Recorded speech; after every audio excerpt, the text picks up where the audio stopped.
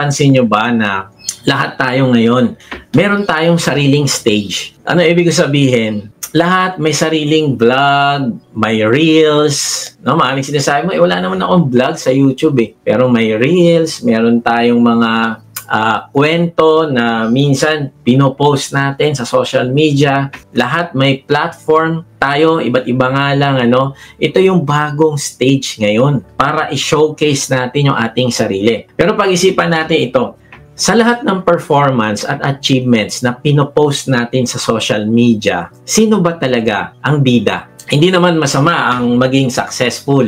Pero ang masama ay kung ang gusto mong sumikat ay ikaw. Kaibigan, tandaan mo ito. Success becomes pride when it points to self, not the savior. Kung ikaw na ang nag-glorify sa isang success, ay hindi na ito success, kundi failure. Kasi hindi ang Diyos ang nag-glorify, kundi ang sarili mo na. Minsan pa nga, may mga post tayo na God is good. Halimbawa, nag-post ka ng isang magandang kotse, brand new, bagong bili. Tapos ang caption, finally got my dream car. God is good. Pero deep inside, gusto mo lang ipakita na kaya mong bumili ng brand new na sasakyan. Now, hindi naman lahat ganun, ano? Pero kailangan nating ingatan ang ating puso sa proud heart. O kaya, pinost mo ang iyong negosyo, tapos nakalagay, from 0 to 6 figures, hashtag God is good, hashtag hustle hard. Kaya lang, mas binida ang sarili kaysa ang Diyos. Again, hindi naman lahat. Pero kailangan nating mag-ingat sa ating puso. Halimbawa, nag-post ka ng iyong worship team, no? Nagpe-praise and worship ka. Yung mga pictures nyo habang kumakanta. Tapos nakalagay, privilege to lead worship again today. God is good. Pero, hindi naman para sa Diyos ang post, kundi para sa likes. O kaya, nag-speak ka sa isang church, tapos sabi mo, another opportunity to preach His word. All glory to God. Wala namang masama sa post, pero deep inside, maaring ito ay subtle pride sa loob ng spiritual packaging. Again, hindi naman lahat. Ako din, kailangan ko bantayan ng aking puso mula sa proud heart. Kasi minsan ay nakatingin ako sa likes at comments. Ang motivation ko ay mali, proud heart. At naririnig pa natin minsan ang sikat na linya na, deserve ko to. Narinig nyo na ba yan? Deserve ko to. Isa sa pinaka-popular pero pinaka-dangerous na mindset ngayon. Pride hides behind entitlement. Kapag mas excited tayong mag-post kaysa mag-pray, baka may kailangang i-check sa puso natin. Hindi social media ang problema, ha? Ang problema ay ang pride. May mga caption tayong hashtag blessed. Pero ang tunog, magaling ka kaya nagawa mo isang bagay. Kaibigan, sino ba talaga ang naitataas sa post mo? Minsan, nagtatago ang pride sa loob ng testimony. Talagang napakagandang testimony, spiritual na spiritual. Pero nasa spotlight pa rin ang sarili, hindi ang Panginoong Yesus. Ang tawag dito sa panahon ngayon ay humble brag. Ang bagong yabang. And sadly, kahit sa spiritual life, pwedeng mangyari yan. Kaya ito yung ating pag-uusapan sa ating bagong series na tinatawag na Heart Check. Sa series na ito, sisilipin natin ang tunay na kalagayan ng ating mga puso. Hindi yung nakikita lang sa panlabas, kundi yung nangyayari sa loob, sa ating pag-iisip, sa ating worship, at sa ating mga motibo. Ang mensahe natin ngayong araw ay tinatawag na The Proud Heart. Mahalaga ang mensaheng ito dahil ang pride ay deceptive. Minsan, nagpapanggap itong confidence. Okay lang ako, mataas lang talaga yung aking self-confidence. Pero ang problema, hindi ka na nagtatanong at wala nang regular na pakikipag-usap sa Diyos. Akala mo, confidence lang pala, pero pride. Maring ang pride nagtatago sa spirituality. Puro Bible verses ang pinapakita mo, pero gusto mo lang pala mapansin. Pwede ang pride nagtatago sa success. Maring sa iyong tagumpay sa trabaho o negosyo ay sinasabi mo, God is good. Kaya lang, deep inside, malayo ka na sa Diyos dahil naging busy ka na. Nung nagkaroon ka ng negosyo, naku, nakalimutan mo na ang Diyos. Parang yung kinukwento sa akin kagabi, sa aming D-group, nagkaroon siya ng maraming branch ng kanyang fried chicken. So, ang dami-dami niyang branch. And then, meron pa siyang tapsihan. So, may nag-offer pa ng bagong business. And then, eventually, sabi niya, Lord, saka na ako magsiserve. Ito na muna. So, minsan, ganun yung, ang dependence mo, wala na sa Diyos. kundi napunta na sa negosyo o career. At kung hindi natin i-check yung ating puso, baka hindi na ang Panginoong Hesus ang nakaupo sa trono, kundi tayo na. Kaya tapusin mo mensahe na ito kasi matututunan natin kung paano alisin sa trono ang pride at ilagay sa trono ang Panginoong Hesus sa puso natin. Matututunan natin ang tunay na humility para maitaas ka ng Diyos. Ewan ko sa inyo ako gusto ko maitaas ako ng Diyos. Kaya gusto ko dito pa lang sa lupa, dito pa lang sa lahat ng area ng buhay ko, kailangan maibaba ko yung sarili ko. Kaya nga, di ba sabi ng Panginoong Hesus, I did not come to be served, but serve. Siya ang magsiserve at hindi siya yung paglilingkuran. Yun yung purpose niya, kaya siya bumaba rito. Hindi siya naging bossing, o gawin mo yan, gawin mo to. Hindi, ipinakita niya sa atin yung example. Magandang araw muli mga ka-Wotji. Salamat sa Diyos sa inyong pagsubaybay sa mga mensahe ng ating Diyos dito sa ating vlog na may bagong upload every Monday 6 PM. Sa mga hindi pa nakakilala sa akin, ako po si Kuya Mike. Ang calling po sa akin ng Diyos ay magbahagi ng kanyang salita sa paraang mas madaling maiintindihan ng mga manonood. Salamat sa inyong lahat na nagdesisyon na isuko ang inyong sarili sa Diyos at sumali sa ating online discipleship group. Mag-type lang kayo ng join sa comment section kung hindi ka pa nakakasali. Or check nyo sa description at makikita nyo doon ang registration link para sa ating online discipleship group. Meron nga pala tayong gaganapin na baptism. Kung ikaw ay nagsuko na ng iyong buhay sa Panginoong Hesus, ay inaanyahan ka namin i-declare mo ito publicly at ipahayag na ikaw ay totoong tagasunod na ng Panginoong Hesus. Ang link ng registration ay makikita nyo sa description. Sumali ka din every Monday sa ating D-Group Leaders Training. Panahon na para humakbang ka ng pagsunod sa panawagan ng Diyos sa iyo. Mag-register ka lang sa link na naroon sa description. Okay, so paano ba tayo magkakaroon ng mapagkumbabang puso? Una, check your motives in worship. Pangalawa, confess your need for mercy. At pangatlo, choose humility. So, pag-usapan natin yung una, check your motives in worship. Sabi sa Luke 18:11-12, basahin natin ito. Tumayo ang Pariseo at nanalangin ng ganito, O Diyos, nagpapasalamat ako sa iyo sapagkat hindi ako katulad ng iba na mga magnanakaw, mandaraya, mga ngalunya, o kaya'y katulad ng maniningil ng buwis na ito. Verse 12, 2 beses ako nag-aayuno sa isang linggo at nagbibigay rin ako ng 10 bahagi mula sa lahat ng aking kinikita. Kaibigan, nakikita mo ba ang prayer ng Pariseo na ito? Sa panlabas, mukhang spiritual na prayer. Pero kung titignan mo ito ng mas malalim, ay makikita mo na ang focus ay sa sarili niya at hindi sa Diyos. Ang salitang nakatayo dito ay hindi lang physical position. Sa original Greek, ang ibig sabihin nito ay nakatayo ng sarili. Parang hiniwalay niya ang kanyang sarili para makita siya ng lahat. Sa kanyang action pa lang, sumisigaw na ito ng, tignan niyo ako kung gaano ako ka-spiritual. Tignan niyo kung gaano ako kabuti. Kaibigan, hindi humble ang ganitong posture, kundi exhibitionist posture. Parang nagpe-perform siya sa harap ng audience. Grabe, no? Imbis na mag-worship ka, para ka ngayon nagpe-perform sa lahat ng audience. Inaantay mo yung kanilang palakpak sa'yo. Kaya kaibigan, i-check natin yung ating puso. Kaya nga, ang tanong ay, kung wala bang makakakita sa kanya, mananalangin pa rin ba siya? Ano kaya yung sagot? Malamang, hindi. Kasi mali ang motibo o motivation kung bakit siya nananalangin. Nananalangin siya para magpa-impress at hindi ito totoong nagpapakumbaba sa harap ng Diyos. Tapos ang prayer niya, 5 beses siya nagsabi ng ako o aking sa loob lang ng 2 verse. Hindi ako katulad, akong nag-aayuno, nagbibigay rin ako. Grabe, napansin mo ba kaibigan, ang prayer na dapat para sa Diyos ay naging patungkol sa Kanya. Kaibigan, imagine mo ito, na may mag-asawa, nagdi-dinner sa restaurant para sa anniversary nila. Tapos habang kumakain yung lalaki, alam mo ginagawa niya, halimbawa, selfie ng selfie. Look at me in this expensive restaurant. Check out my outfit. See how generous I am. Nag-treat ako sa aking asawa sa mamahaling restaurant na ito. Grabe, no? Nakakalungkot kasi yung dapat na intimate moment niya sa kanyang asawa ay naging photo opportunity para sa sarili niya.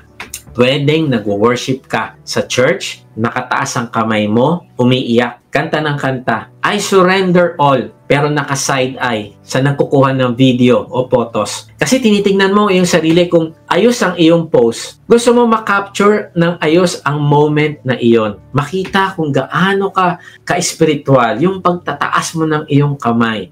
Pagkatapos ipopost sa social media yung picture. Hashtag glory to God. Hashtag worship warrior. Hashtag anointed. Hashtag serving the king. Grabe, no? Ang gaganda. Pero kung i-check natin ng puso, baka ang tunay na goal ay hindi intimacy sa Diyos. Kung hindi, image building. Ibigan, ang worship ay between you and God. Hindi pang content para sa social media. Kasi yung altar, magiging platform na lang. Yung dapat na surrender, nagiging pang spotlight ng sarili. Ganyan ang nangyari sa Pariseo sa talata. Ang panalangin niya ay hindi para humingi ng awa o makipag-usap sa Diyos, kundi parang i-announce sa harap ng iba kung gaano siya kabanal, kung gaano siya ka-spiritual. Ang dapat na intimate moment sa Diyos, naging self-promotion session. Kaya mag-ingat tayo sa motivation natin sa ating personal worship sa Diyos. Tuwing tayo ay may conversation time, naku, lalo na yun, ano? Ano ang motivation natin? Bakit tayo makikipag-usap sa Diyos? Magre-report ba tayo ng mga accomplishment natin? Lord, tingnan mo ako, galing ko, no? Ito yung nagawa ko. O magpapakumbaba tayo sa Kanya. Kasi baka ang motivation natin ay magpa-impress ng nalalaman natin sa Bible, pero hindi na ito tungkol sa pagpapalago ng pagmamahal natin sa Diyos at pagpapalakas sa kapatiran natin. Ang point natin ngayon ay check your motives in worship. Hindi sapat na mag-worship tayo, mag-pray tayo, mag-serve tayo, kundi ang mas importante ay tama ba ang ating motivation kung bakit natin ginagawa ang ginagawa natin para sa Diyos. Tatanungin natin ang ating sarili, para sa Diyos ba o para sa sarili ko itong ginagawa ko? Ako ba ay nag-lead ng D-group para ba sa aking mga member na sila ay lumago, makilala nila ang Panginoong Yesus, lumago yung kanilang pagmamahal sa Diyos at pagmamahal sa kapwa to the point na magdi-disciple din sila? Para ba ito sa kanila o para lang sa akin? Para ako masabing ako ay D-group leader o para masabing ako ay may ginagawa din sa kingdom ng Diyos? Alam mo, ako din guilty dito. May tendency kasi na every Sunday, pagkatapos ng service, ang unang ginagawa ko ay mag-check ng comments sa live stream at mag-check ng likes din sa vlogs. Tapos kapag mababa ang engagement ng vlogs, nalulungkot ako. Kapag maraming comments na ang ganda ng message, Kuya Mike, masaya na ako ng buong linggo. Nakita mo ba yung problema, kaibigan? Ang worship service na dapat para sa Diyos ay nagiging performance review para sa sarili ko. Ang tawag doon ay proud heart. Kaya sabi ko, Lord, tulungan mo ako magpuri sa iyo sa spirito at katotohanan. Alam mo, nakakalungkot kasi may isang kwento ng dalawang pastor sa France. Yung isa ay sikat na preacher. Yung isa ay hindi masyadong kilala. Isang Sunday, dumating yung sikat na preacher sa church. Pero walang tao sa loob ng church except yung pastor na hindi sikat. Alam mo, nagulat siya. Yung sikat na pastor, sabi niya, asan na sila? Bakit walang tao? Alam mo, sagot ng pastor, kasi nag-announce ako na hindi ka darating ngayon. Kasi gusto ko makita kung sino ang pupunta sa church para sa iyo at sino ang pupunta sa church para talaga sa Diyos. Grabe, ang sakit. Pero ito yung totoo minsan. Ang mga tao ay pumupunta sa church para sa pastor, para sa music, para sa aircon, para sa experience. Ako, gusto ko dyan. Ako, laki ng building. Gusto ko pumunta dyan. Yung intimate moment na yon para sa Diyos ay nagiging para lang sa experience, para makapag-photo op and then ma-post. O nandito ako sa building na ito, ang sarap mag-worship dito. Para makita sila na umattend sa church, para makilala sila, pero hindi para sa Diyos. Minsan, magtatanong pa yan, sino ba mag-speak sa Sunday? Ano, kaya ginagawa namin dati, hindi namin sinasabi sino mag-speak. the following week. Bakit? Kasi yung mga tao minsan pumupunta para lang sa speaker. Hindi na muna ako mag-church, siya pala yung mag-speak eh. Inaantok ako eh. Kaibigan, mag-church ka ba o mag-worship ka talaga sa Diyos? Kasi ang worship ay hindi patungkol sa'yo. Patungkol ito sa Diyos. Kaya kaibigan, check your motives in worship. Nakakalungkot kasi minsan,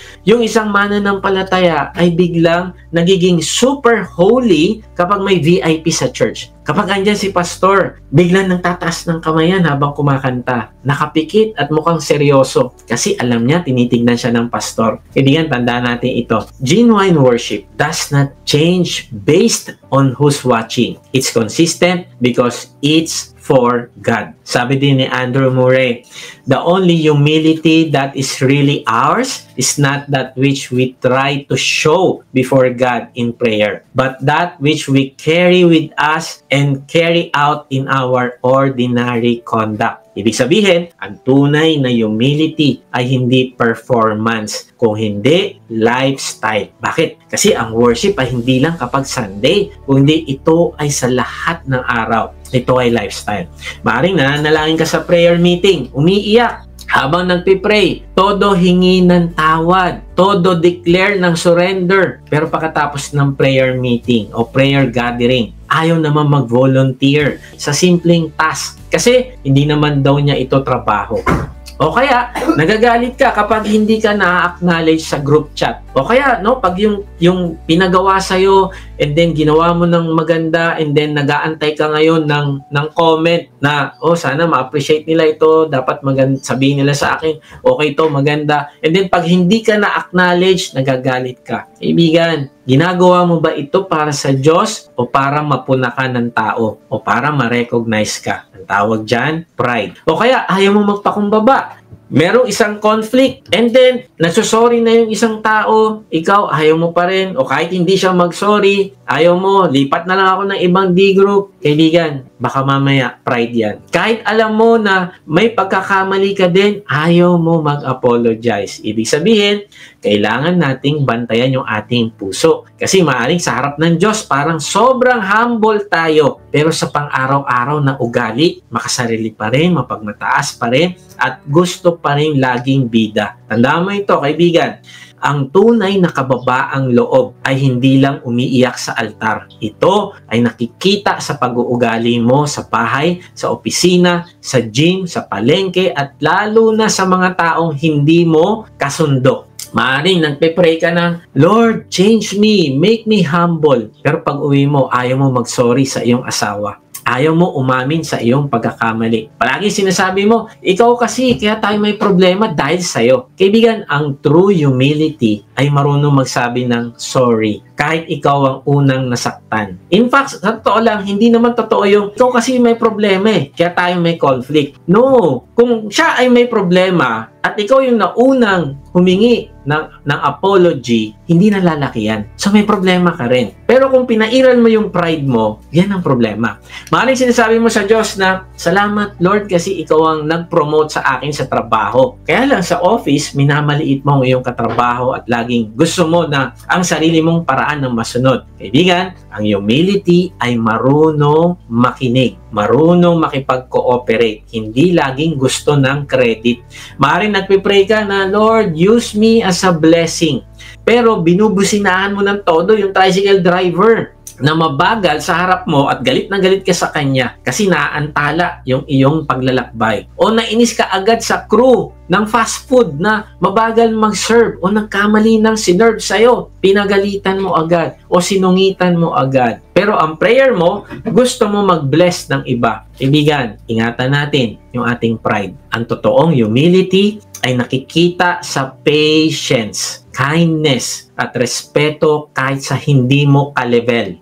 Okay ba yan? Ulitin natin. Ang totoong humility ay nakikita sa patience, kindness, at respeto kahit sa hindi mo ka-level. Tandaan mo ito.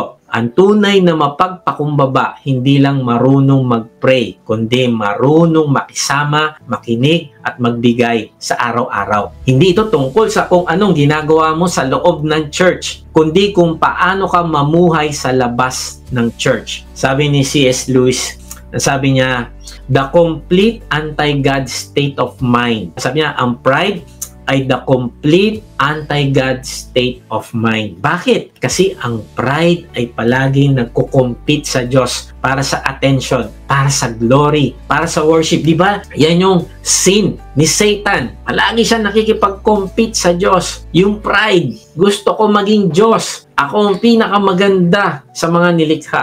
Gusto ko maging kagaya ng Diyos. Yun yung problema ni Satan. Kaya kaibigan, bago ka mag-pray, bago ka mag-worship, mag-serve, o mag-post ng kahit anong spiritual, tanungin mo sa sarili mo, bakit ko ba ito ginagawa? Para sa Diyos ba talaga ito o para sa sarili ko? Para ma-bless ko ba ang iba o para ma-impress ko sila? Kaibigan, hindi madali ang ganitong honest self-examination. Pero kailangan mo ito. At kailangan ko din ito. Kasi ang Diyos ay nakatingin sa puso. Hindi sa actions lang. Pwedeng tama ang ginagawa natin pero mali ang heart natin. Pwede pala itong proud heart. Ang challenge ko sa iyo ngayon ay sa susunod na mag-worship ka, magpe-pray ka, magsiserve ka, ay alisin mo sa isip mo ang audience na tao. Mag-focus ka lang sa Diyos. Ang isipin mo na audience mo ay ang Diyos at hindi ang tao. Tanungin mo sa sarili mo, kung walang makakakita sa ginagawa ko ngayon, gagawin ko pa rin ba ito? Kapag ang sagot ay oo, yan ang tunay na worship. Kapag ang sagot mo ay hindi, alam mo na kung anong kailangan mong baguhin. Kaibigan, huwag mo hayaan na ang worship mo sa Diyos ay maging worship mo sa sarili mo. Check your motives. Dethrone self, enthrone God. Yan ang unang hakbang sa pagtanggi sa proud heart. So, paano ba tayo magkakaroon ng mapagpakumbabang puso? Una, check your motives in worship. At pangalawa, confess your need for mercy. Kaibigan, nakikita mo ba ang iyong tunay na spiritual condition? At willing ka bang umamin na kailangan mo ng awa ng Diyos? Basahin natin ang Luke 18:13. Samantala, ang maniningil ng buwis na may nakatayo sa malayo at di man lamang makatingin sa langit, dinadagukan niya ang kanyang dibdib at sinasabi, O Diyos, mahabag po kayo sa akin na isang makasalanan. Kaibigan, nakita mo ba ang contrast? Kung yung Pariseo kanina ay nag-perform para sa audience, itong tax collector naman, parang ayaw na makita ng sino man. Kung yung Pariseo sobrang proud, itong tax collector naman, totally broken. Ang salita na nakatayo sa malayo, ibig sabihin, hindi siya lumapit sa pinakabanal na lugar sa templo. Alam niya na hindi siya worthy. Yung hindi man lang niya itiningala yung kanyang mga mata sa langit, hindi niya nagawang tumingala kasi nahihiya siya. Yung dinadagukan niya yung kanyang dibdib. Ito ay sign ng pagdadalamhati at pagsisisi. Parang kinakabog niya yung kanyang dibdib dahil sa sobrang kalungkutan.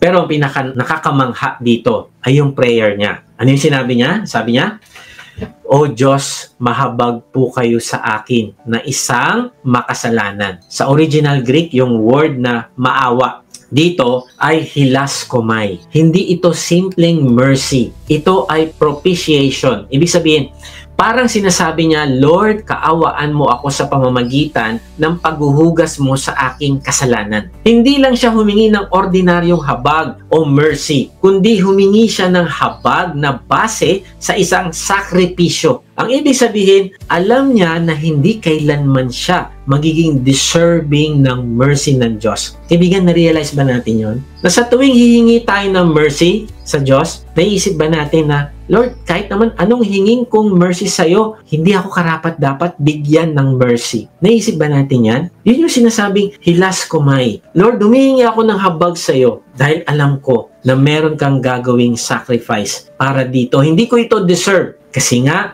bakit ganun yung sinasabi ng tax collector? Kasi alam niya hindi niya kaya maging perfect. Siya ay makasalanan.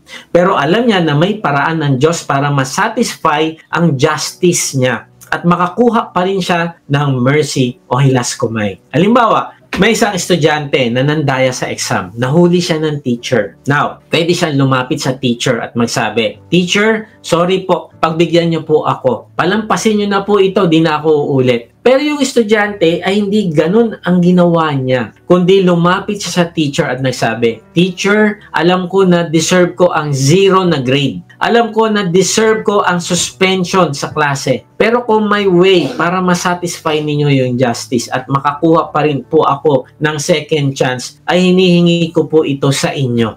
Nakita mo ba yung difference? Yung unang approach ay nag-a-assume na entitled siya sa forgiveness. Yung pangalawa ay nag-a-acknowledge na hindi niya deserve ang kapatawaran, pero humihingi siya. Kung may way para ma-resolve yung problema niya, ay gawin ito ng kanyang guro. Ang point na kailangan nating mai-apply, confess your need for mercy. Kailangan natin ito. Alam niyo, pag nagpipray ako patungkol sa pag meron akong share ng gospel at pati dito sa ating ministry, ang palagi ko sinasabi sa Panginoong Hesus, Lord, kailangan ka namin. Kailangan namin ng iyong mercy. Kailangan namin ng iyong grace. Sobrang kailangan natin ito at dapat natin itong kilalanin. Kailangan ng mercy ng iyong asawa. Kailangan ng mercy ng iyong mga anak. Kailangan ng mercy ng kasama mo sa opisina. Kaya nga ang tanong, sa ating bang panalangin ay kasama ba sa hinihingi nating mercy yung ating sarili? At kasama din ba na hinihingi natin ng mercy yung mga taong kasama natin sa ating sphere of influence? Hindi sapat na kilalanin lang natin na hindi tayo perfect. Dapat ma-realize natin na desperado tayo na nangangailangan talaga ng habag ng Diyos. Desperado tayo na nangangailangan ng sakripisyo para sa ating kasalanan. Hindi ito ordinaryong, sorry Lord okay na, sige, bye-bye. Kailangan nating ma-realize na desperado tayo na nangangailangan ng Savior. At pag ginagawa mo ito, ma-appreciate mo ang ginawa ng Panginoong Hesus na pagbabayad sa krus para sa kasalanan mo at kasalanan ko at kasalanan nating lahat, na kapag humihingi ka ng habag sa Diyos, ay mapupuno ang puso mo ng pasasalamat sa Kanya dahil natanggap mo ang kapatawaran sa lahat ng kasalanan mo sa pamamagitan ng Kanyang grace, sa pamamagitan ng Kanyang habag. May isang kwento tungkol sa isang lalaking gumagawa ng bangka. Isa siyang boat builder. Active siya sa simbahan. Nagwi-witness pa nga siya sa boss niya na hindi mananampalataya. Kaya lang, may problema. Mayroon siyang lihim. Nagnanakaw siya ng copper nails mula sa trabaho. Ginagawa niya ito para sa sarili niyang project. Sabi niya sa sarili, okay lang ito, ang dami-dami naman nito sa kumpanya namin. Saka, hindi naman ako pinapasweldo ng tama, underpaid nga ako Kaya nga, bumabawi lang ako. Kaibigan, narinig mo na ba yung boses na yan sa isip mo? O kaya, nagamit mo na ba yung linya na yan? Yung binibigyan mo ng katwiran o justification yung isang bagay na mali, pero isang araw, narinig niya ang sermon tungkol sa confession at restitution. Tinamaan siya ng salita ng Diyos. Kaya lumapit siya sa pastor niya. Sabi niya, Pastor, nahihiya ako kasi lagi ko ini-invite sa church yung boss ko. Tapos kapag nalaman niyang nagnanakaw ako, baka isipin niya, ipokrito pala ito. Grabe no? Ang bigat ng sitwasyon niya. Ilang linggo siyang hindi mapalagay. Sabi niya, yung mga copper nails na yon parang tinutusok yung konsensya ko. Hindi ako magkakaroon ng kapayapaan hanggat hindi ko inaamin ito. Hanggang isang araw, naglakas loob siya. Lumapit sa boss niya at buong tapang na sinabi niya, Sir, kailangan ko pong aminin. Nagnakaw po ako ng copper nails. Isasauli ko po ang mga natira. At babayaran ko po lahat ng ninakaw ko. Alam mo, sagot ng boss niya, George, akala ko hypocrite ka lang. Pero ngayon, nagsisimula na ako maniwala na may totoo sa pagiging Kristiyano mo. Anong relihiyon ba yan na magmo-motivate sa isang tao na umamin sa pagnanakaw at magbabayad pa? Nahanda siyang mapahiya para lang gawin ang tama. Kaibigan, ang pag-amin at pagpapakumbaba ay hindi kahinaan, kundi ito ay isang malakas na patotoo.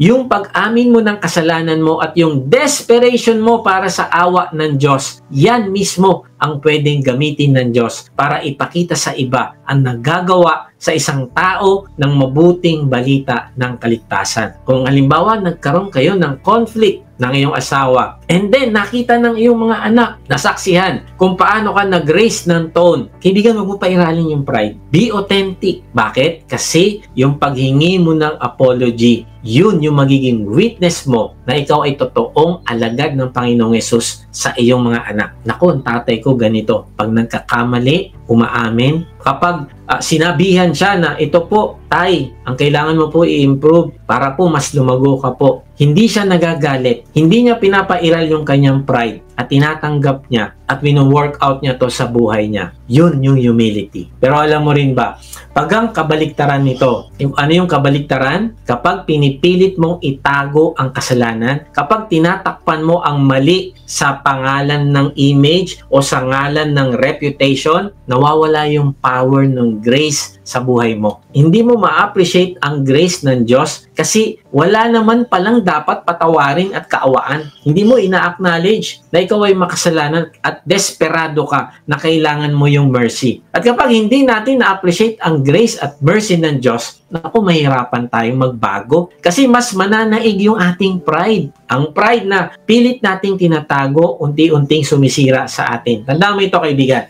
Ang puso na hindi marunong umamin ay pusong malayo sa awa ng Diyos. Pero ang pusong marunong magsabi ng Panginoon, nagkasala po ako, hindi ko na po kaya, kahabagan niyo po ako, kailangan po kita. Yan ang pusong minamahal, pinapatawad at binabago ng Diyos. Kaibigan, confess your need for mercy.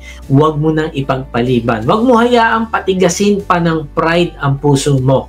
Umamin ka sa Diyos, lumapit ka. Ang awa ng Diyos ay hindi nauubos. Pero gusto niyang ikaw mismo ang magsabi, Panginoon, ako po ay makasalanan, kailangan ko po ng inyong habag. At kapag ginawa mo yan, makakaranas ka ng kapayapaang hindi kayang ibigay ng mundo. Alam niyo si Agustin, isang brilliant philosopher, matalino, successful, kilala bilang mahusay na teacher. Pero kahit anong galing niya sa isip, spiritually restless siya. Alam mo yung feeling na parang ang dami mong alam sa ulo pero sa puso mo, hindi ka pa rin mapanatag. Ganyan siya. May intellectual understanding siya tungkol sa Diyos pero hindi siya makasurrender. Parang may tinig sa loob niya na nagsasabi na may kulang sa kanya.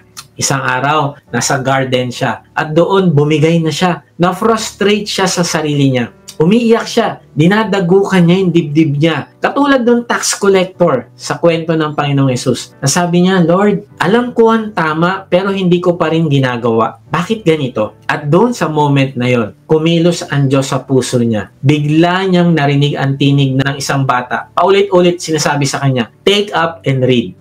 Take up and read. Kaya kinuha niya yung Bible niya. Binuksan niya ito. At sa unang pagbukas, nabasa niya Romans 13:13-14. Basahin natin ito. Mamuhay tayong marangal tulad ng pamumuhay ng tao kapag araw. Hindi tayo dapat mamuhay sa magulong pagtitipon at paglalasing. Hindi sa kalaswaan at sa kahalayan. Hindi sa paglalaban-laban sa inggitan. Sa halip, isuot natin ang Panginoong Hesukristo at huwag magbigay ng pagkakataong gawin ang pagnanasa ng laman. Doon mismo sa mga salita ng Diyos, nagbago ang puso ni Agustin.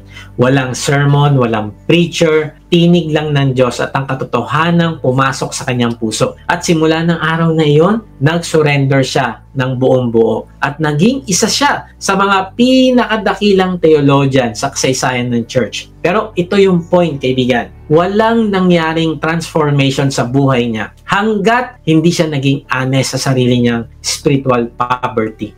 Hanggat may pride pa siya. Hanggat may natitirang kaya ko pa kaya ko maging mabuti. Hanggat hawak pa niya ang sarili niyang kalooban. Walang mangyayaring breakthrough o pagbabago. Ibigan, baka ikaw ito ngayon. Baka may part sa puso mo na hanggang ngayon, ayaw mo pa rin bitawan ang control. Baka may area sa buhay mo na alam mong kailangan ng surrender. Kaya lang may bumubulong sa'yo na nagsasabi, hindi, kaya ko pa naman. Mali ito, kaibigan.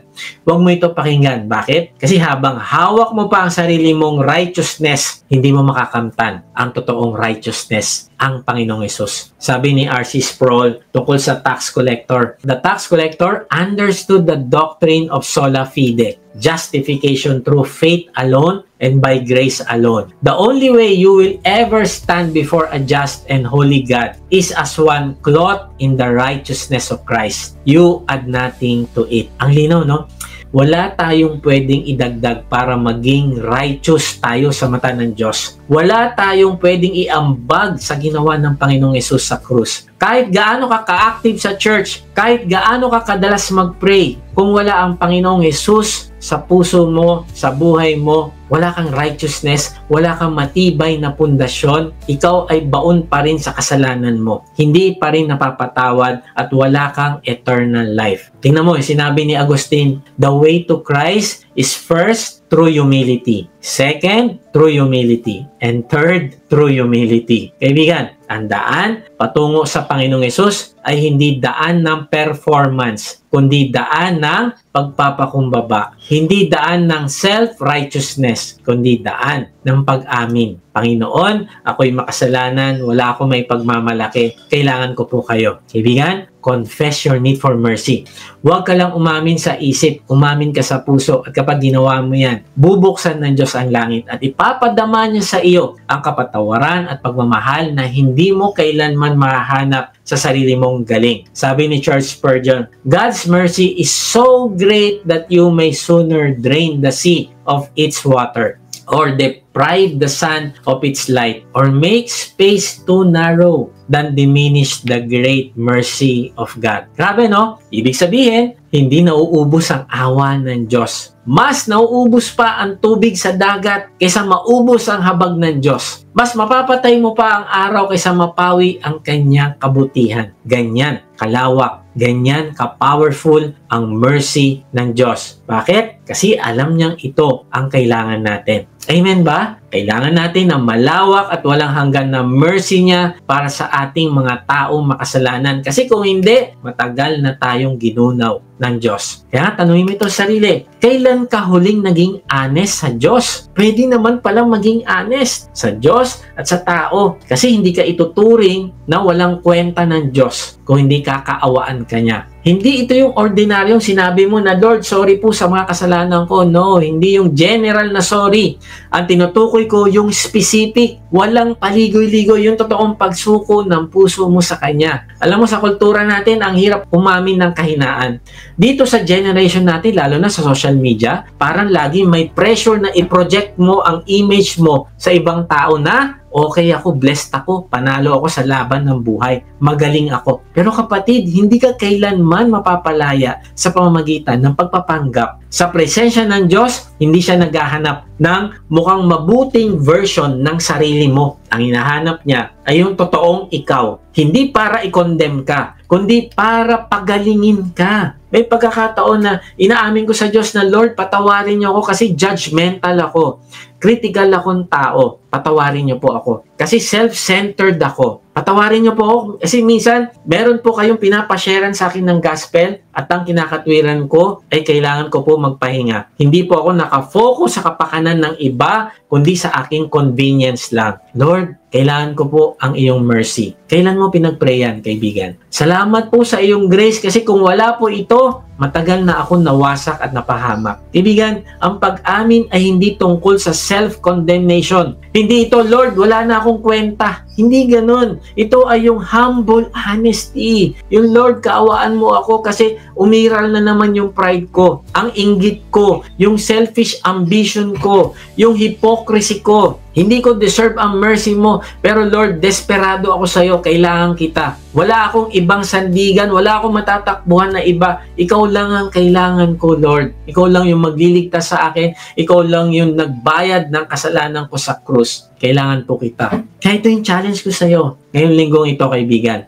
Magkaroon ka ng oras ng honest confession mo sa Diyos. Walang ibang tao, walang camera, walang post, just you and God. Sabihin mo, Holy Spirit, ipakita mo po sa akin ang tunay na kondisyon ng puso ko.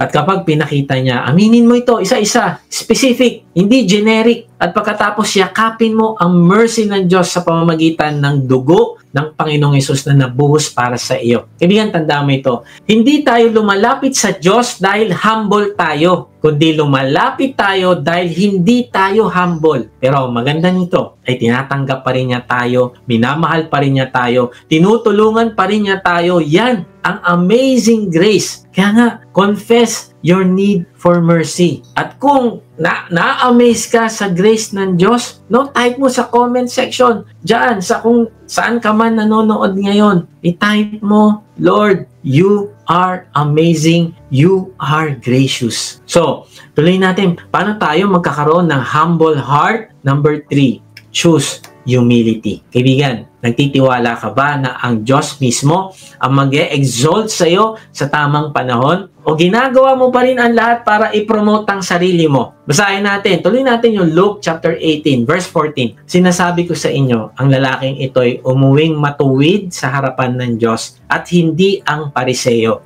Sapagkat ang sino man nagmamataas ay ibababa at ang nagpapakababa ay tataas. Grabe, no? Ito ang climax ng buong kwento. Yung pariseo, active sa religion, masipag sa tithes at fasting, ang daming spiritual achievements. Akala mo siya ang bida, pero ang sabi ng Panginoong Hesus, hindi siya ang umuwing matuwid. Ang na-justify o itinuring na matuwid ay yung tax collector. Yung taong ang tingin ng mundo, talunan. Yung taong ang tingin ng mundo, makasalanan. Hindi karapat-dapat, ay siya ang kinilala ng Diyos na matuwid. Ang salitang matuwid dito sa Greek ay dikayo, isang legal term na ang ibig sabihin ay acquitted, declared not guilty, declared righteous. Hindi ito proseso, kaibigan. Walang probation period. Hindi sinabi ng Diyos, sige, tignan muna natin kung talagang magbabago ka. Then, gagawin kitang dikayo. No, hindi yon. Ang dikayo, instant yon.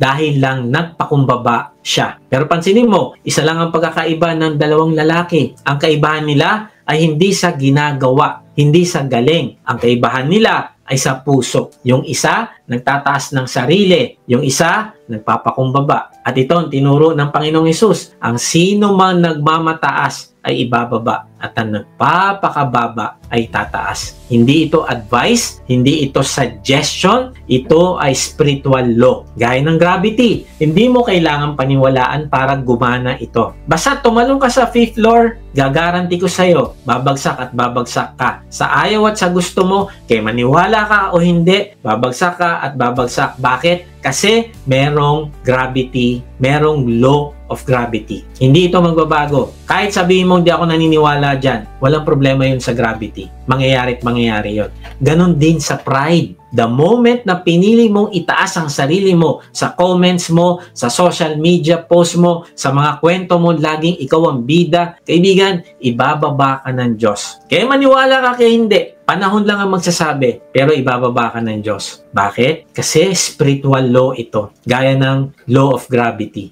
Mangyayari at mangyayari ito. Pero kapag pinili mong magpakumbaba, kahit walang pumapansin, kahit hindi ka na-appreciate, kahit ikaw ang behind the scenes, God Himself will lift you up. At sa Greek, ang salitang itataas ay hupodisetai. Hindi lang ito simpleng promotion. Ibig sabihin, to be lifted to the highest place. Hindi ito galing sa tao. Bakit? Dahil ito ay divine promotion.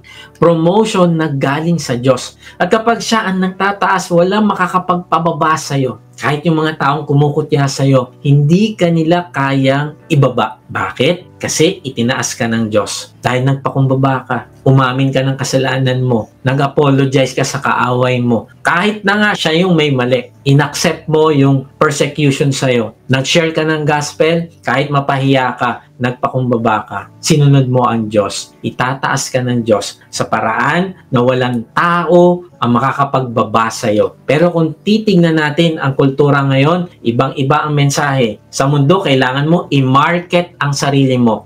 Kailangan mo i-post lahat ng achievements mo para mapansin ka. Pero sa kaharian ng Diyos, ang daan pataas ay pababa. Tandaan natin ito. The way up is down. Ang pinakataas ay binibigay sa pinakamapagpakumbaba. Kaya tanungin mo, sarili mo ngayon, may areas ba sa buhay mo na pilit mong tinataas ang sarili mo? Sa trabaho ba? Pag di ka ba napansin ng boss mo, anong reaction mo? Dapat ganito, dapat ganyan. Dapat credit sa akin to. Kasi ako gumawa niyan, idea ko yan. Dapat makilala ako, ma-recognize ako ng mga tao. Kaibigan, pagka ganyan, tanungin natin yung puso natin. Umiiral pa ba yung pride sa puso mo? Kasi kung nagpapakumbaba ka, darating yung time, itataas ka ng Diyos. At baka mapansin pa yan ng mga kasama mo na, tingnan mo to, ganito ginagawa natin sa taong ito, pero ito yung sinusukli niya, baliwala sa kanya. Consistent pa rin siya sa trabaho niya. Napakasipag pa rin. Hindi na nga natin siya nire-recognize, ito pa rin yung trabaho niya na binibigay niya. Kaibigan, mas excited ka bang ma-recognize kaysa maglingkod ng tahimik? Kaibigan, choose humility. Dahil kapag pinili mo ang daan ng kababaang loob, God will lift you up in due time. Hindi man ngayon, pero sa kanyang perfect timing, sa paraang hindi mo inaasahan, itatayo ka niya. At hindi para magyabang ka, kundi para i-reflect mo ang kanyang kabutihan at kaluwalhatian sa buhay mo. Kaibigan, alam mo yung tubig? Natural sa kanya na hanapin yung pinakamababang lugar. Hindi mo kailanman makikita ang tubig pilit na aakyat. Bakit? Kasi may law of gravity. Dumadaloy ito pababa sa pinakamababang part ng lupa. Pero ito yung tanong, saan ba napupunta ang tubig na yon? Bandang huli, di ba bumabalik din karamihan doon sa dagat? Doon sa pinakamalaki, pinakamalalim, pinakamatayog na destinasyon, doon siya bumabalik. Ganito prinsipyo ng Diyos. Yung mga taong marunong magpakumbaba, yung handang bumaba, yung hindi nagmamadaling sumikat, yung hindi nagpo-post para mapansin, yung willing na hindi makilala sa opisina o sa ministry para ang Diyos ang makilala sa buhay niya, sila ang tinataas ng Diyos. Choose humility. Yan ang point natin ngayon. Hindi mo kailangang ibida ang sarili mo. Hindi mo kailangang habulin ang recognition. Hindi mo kailangang i-compare ang sarili mo sa ibang tao. Ang kailangan mo lang ay maging tapat sa Diyos. Gawin mo lang yung pinapagawa niya sa'yo. Huwag ka tumingin sa ibang tao. Bakit siya ganito? Di group leader siya, pero bakit ganon? Bakit siya ganito? Hindi naman siya nagsiserve dito. Hindi siya ina-ask na mag-serve. Pero ako, gawa ako ng gawa dito. Ako na lang laging tinatawag. Ako na lang laging nagbo-volunteer. Magtala yung mga kasama ko. Hindi. Kaibigan, huwag ka tumingin sa kanila. Mag-serve ka ng tahimik. Yung wala nakakapansin. Hindi mo kailangan ng likes. Hindi mo kailangan ng papuri sa'yo. Kapag ikaw ay nagpapakababa, si Lord ang bahalang magtaas sa'yo. At kapag ang Diyos ang nagtataas sa'yo, walang sino man ang makakapagpabagsak sa'yo. Pero kabaligtaran, kapag ikaw ang nagtataas sa sarili mo, kapag palaging gusto mo nasa unahan ka, kapag ang goal mo ay mapansin, kapag performance ang priority mo, darating ang panahon, ikaw mismo ang ibababa ng Diyos. Kaibigan, wala nang mas delikado pa kaysa sa puso na punong-puno ng sarili. Kaya nga, i-empty natin yung sarili natin, no ating sarili mismo. Ang taong laging gustong mauna, laging gustong makilala, laging gustong ma-appreciate. Pag di ka na-appreciate sa office, wala na, o yung asawa mo, dapat ma-appreciate niya ako kasi ito, nag-prepare ako ng ganito. Naku, kaibigan, alam mo mangyayari sa'yo, mapapagod ka kasi hindi mo kayang i-sustain yan. Hindi mo hawak ang applause ng tao. Oo, masaya ka kapag napansin ka, pero paano kung hindi na? Diyan ba naka-anchor ang iyong joy? Pero kung si Lord ang target mo at may humility sa puso mo, hindi ka lang magiging matatag, kundi mapupuno ka pa ng peace, joy sa puso mo. Tandaan mo ito, ang Diyos ay hindi impressed sa accomplishments natin, kundi sa kababaan loob na pinipili nating gawin araw-araw. Kaibigan, ihinto mo ang self-promotion. Tumigil ka sa silent competition. Minsan pati sa asawa mo nakikipag-compete ka.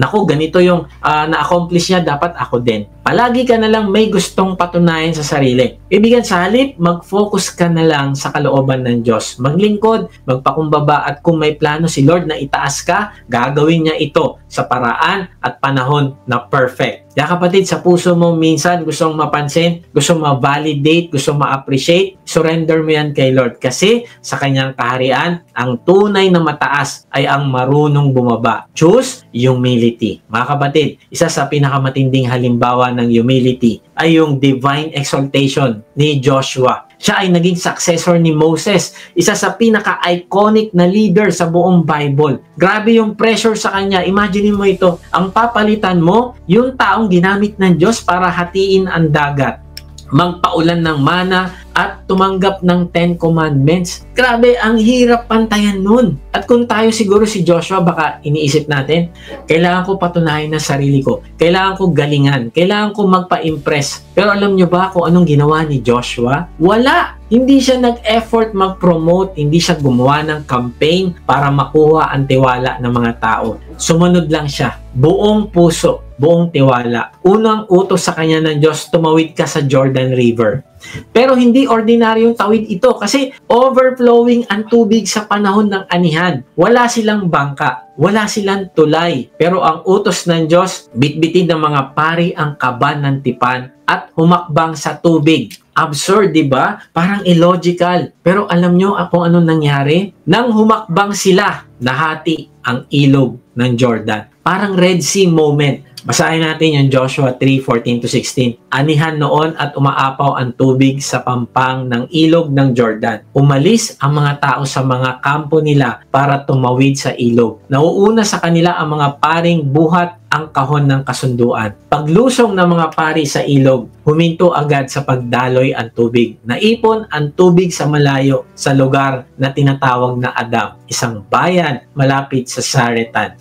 Walang tubig na dumaloy papunta sa dagat na patay, kaya nakatawid ang mga tao sa lugar na malapit sa Jericho. Ang susunod na inutos ng Diyos ay ang labanan sa Jericho. Pero tingnan nyo, pansinin nyo, bago siya makalaban doon sa lungsod mismo, ay kinailangan munang magtiwala ni Joshua na sumunod. Humakbang, nahati yung dagat, kumilos ang Diyos. Pag tinignan natin yung story ni Joshua, makikita natin na itong mga himala na ito ay naging daan para iangat ng Diyos si Joshua. At isa dito, yung pinaka-weird na military strategy sa buong Bible. Alam mo, sinabi ng Diyos kay Joshua, dahil nga sasakupin nila yung Jericho, alam mo, hindi espada ang ginamit nila, hindi siege tower ang ginamit, kundi parade. Magpaparada sila, magpuprosesyon sila. Imagine mo, inutusan sila ng Diyos na umikot sa lungsod ng Jericho ng tahimik sa loob ng 6 na araw. Tapos sa ika-7 araw, 7 beses silang iikot at hihipan ang trumpeta. Parang illogical, ano? Lord, paano kami makakalaban? Trumpeta dala namin. Mananalo ba kami? Etong mga taong ito, ang lalaki nila at may mga sandata pa. Mamamatay kami. Pero hindi nila ginawa yon. Sumunod lang sila. Grabe, kung tayo yun, baka magtanong tayo, Lord,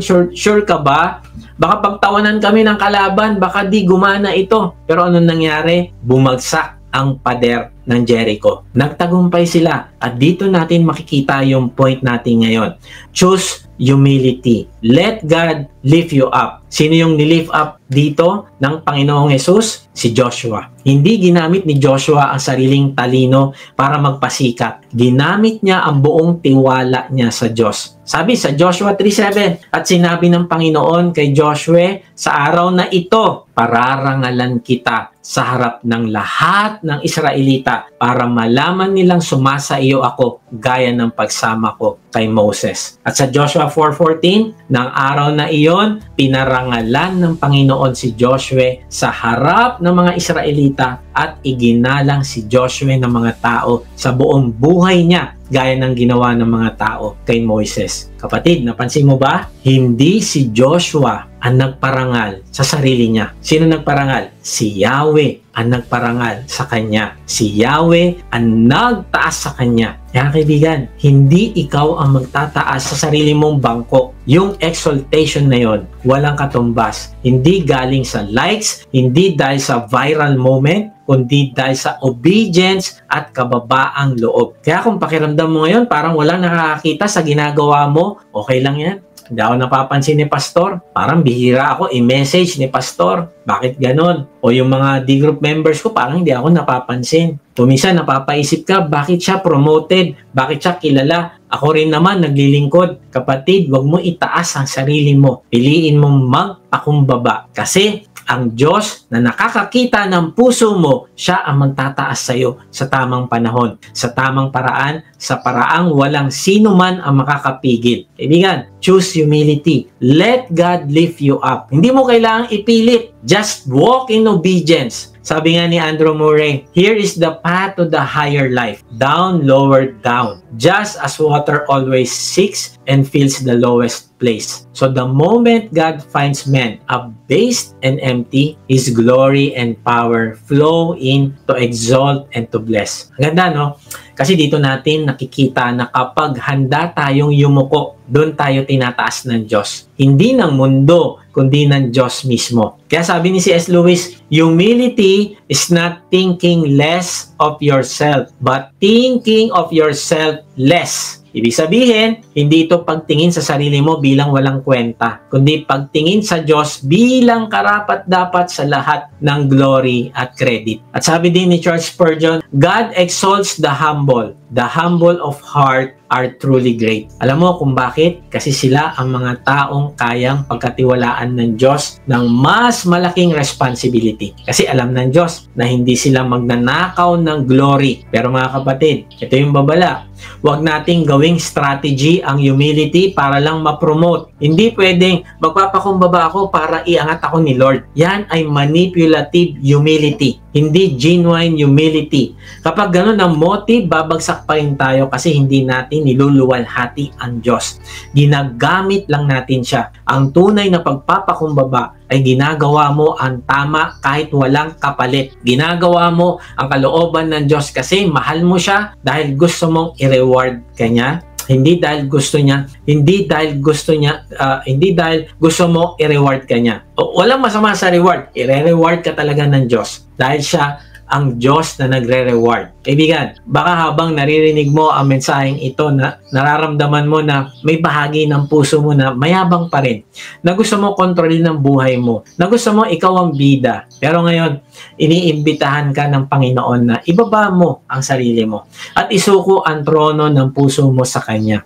Kung hindi mo pa talaga binibigay ang buong pananampalataya mo sa Panginoong Hesus, ngayon na ang araw. Hindi mo kailangan maging perfect bago ka lumapit. Ang kailangan lang ay isang mapagpakumbabang puso na handang magsabing, Panginoon, hindi ko po kaya, kailangan kita, patawarin mo po ako, iligtas mo po ako. Kung yan ang laman ng puso mo, sabayan mo ako sa panalangin ito. Panginoong Hesus, inaamin ko po na ako po ay makasalanan. Patawarin mo po ako. Wala po ako may tatago sa inyo. Inaamin ko po na ako yung nagtataas sa sarili ko, na ako yung nakaupo sa trono ko. Pero ngayon, Lord, binubuksan ko yung aking puso. Pumasok ka at umupo sa trono ng puso ko. Ikaw na po yung manguna ngayon. Tinatanggap po kita bilang aking Panginoon at tagapagligtas. Simula ngayon, tatalikdan ko na po ang aking kasalanan at ikaw na po ang itataas ko sa aking buhay. Amen. Kaibigan, kung yan ay ipinanalangin mo, nagbubunyi ang langit sa iyo ngayon. Nagbubunyi ang mga anghel sa langit sapagkat merong isang taong nagpakumbaba. At ang gagawin ng Diyos sa iyo, itataas ka niya. Malugod kang tinanggap ng Diyos ngayon, hindi dahil sa galing mo, kundi dahil sa kabutihan niya. Yan ang grace. Yan ang simula ng tunay na pagbabago sa iyo. Kung sumabay ka sa panalangin natin, bilang pananampalataya pagtanggap mo sa Panginoong Hesus, mag-iwan ka sa comment section ng salitang accept para makilala ka namin at masama sa aming panalangin para sa iyong paglagawang spiritual. Kung na-bless ka naman sa message na ito, inaanya kita mag-subscribe sa aking YouTube channel upang ma-notify ka pag may bago na kaming video. Ibahagi mo din ang mensahe na ito sa iba ng mga nanghihina, nangangamba sa buhay at nasa kapigatian upang ma-encourage sila na lumapit sa Diyos na nagmamahal sa atin. Kung gusto mo namang mas makilala pa ang Diyos, sumama ka lang sa aming online discipleship group. Type mo lang ang salitang join sa comment section or check mo ang registration sa link sa description. Salamat nga pala sa mga nagsusupport sa ating ministry at kung gusto mong maging partner sa ministry na ito na magamit ka ng Diyos sa pagpapalaganap pa ng kanyang salita at pagtulong sa mga nangangailangan, ay inaanyahan kita mag-support financially sa ating gawain. Meron tayong link sa ating give page sa description.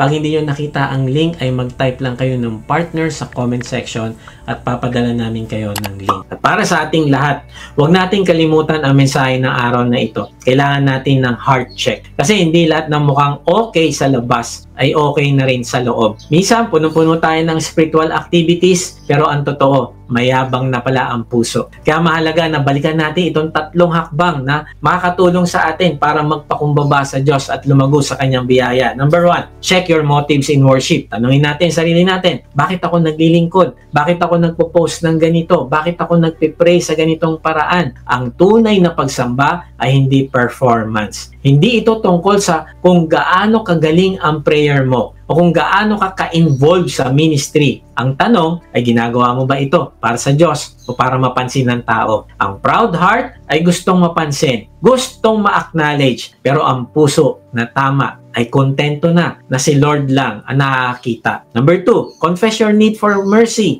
Hindi natin kayang itama ang puso natin sa sarili nating lakas. Kailangan natin ng awa ng Diyos. Kaya tulad ng tax collector, dapat marunong tayong magsabi ng Panginoon, mahabag ka sa akin na isang makasalanan. Ang totoo, minsan gusto natin magmukhang okay, pero sa harap ng Diyos, walang pretension. He sees through our mask. Kaya mas mabuti nang umamin tayo, maging honest tayo at humingi ng kanyang habag. Kapag ginawa natin ito, mararanasan natin ang tunay na kapatawaran at kalayaan sa loob. Number 3, choose humility. Hindi automatic ang humility. Pinipili ito araw-araw. Sa halip na ipaglaban natin ang sarili nating karapatan o recognition, tinatahak natin ang daan ng kababaang loob. Bakit? Kasi sabi ni Lord, ang nagpapakumbaba ay itataas ng Diyos. Hindi mo kailangan mag-promote ng sarili mo. Ang Diyos ang bahalang magtaas sa iyo sa tamang panahon. At kahit hindi ka makita ng tao, okay lang. Basta makita ka ng Diyos. Kung gusto mo maging tama ang puso mo sa Diyos, ito ang daan. Ibaba ang sarili,